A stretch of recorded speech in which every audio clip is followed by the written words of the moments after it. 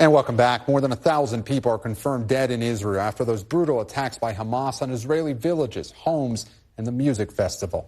And more than 100 people are believed to be held hostage in Gaza, including American citizens. Families are in agony, waiting for news on their missing loved ones. She was saying, "Mommy, we are trying to get out of here, but I'm bleeding. We were shot. Everybody here was shot." And she said, "Mommy, I'm afraid I will die."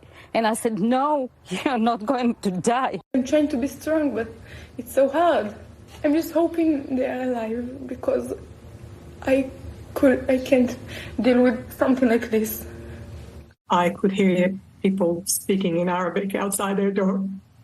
And they broke in, and the last thing I heard was the youngest, who's 12, saying to them, "I'm too young, don't take me." It is our hope, which is a little bit ridiculous at this stage to say that the optimistic scenario here is that she's held hostage in Gaza and not dead on the street of the kibbutz where we grew up.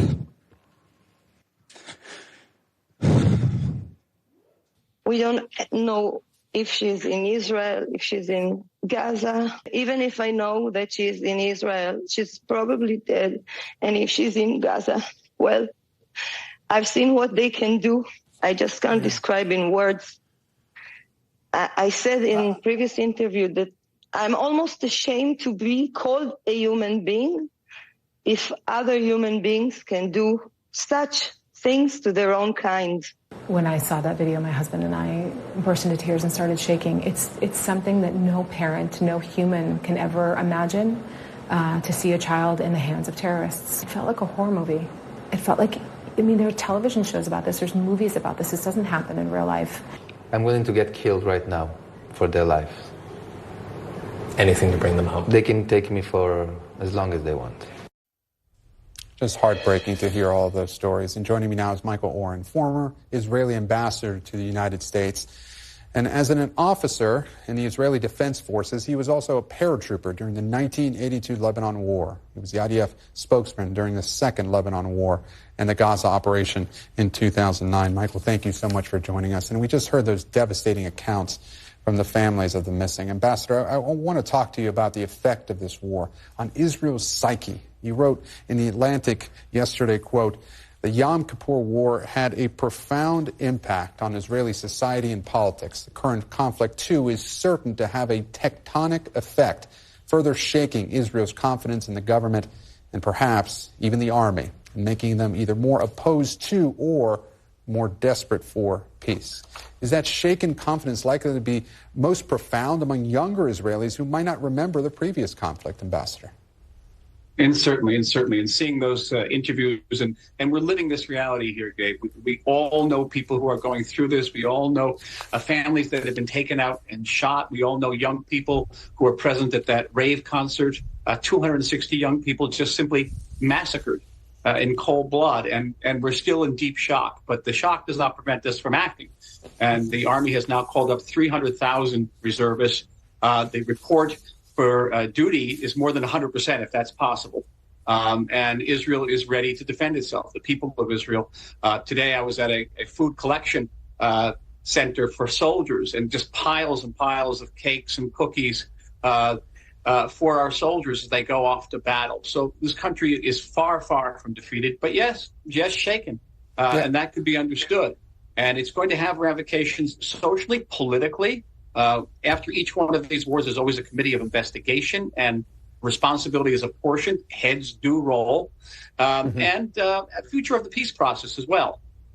And Ambassador, you mentioned that, so many people are connected to this in Israel. And as you wrote in the piece, and I want to make sure our viewers understand, there have been many comparisons, as you made, to the 1973 Yom Kippur War. But in what key ways does this unfolding war now differ?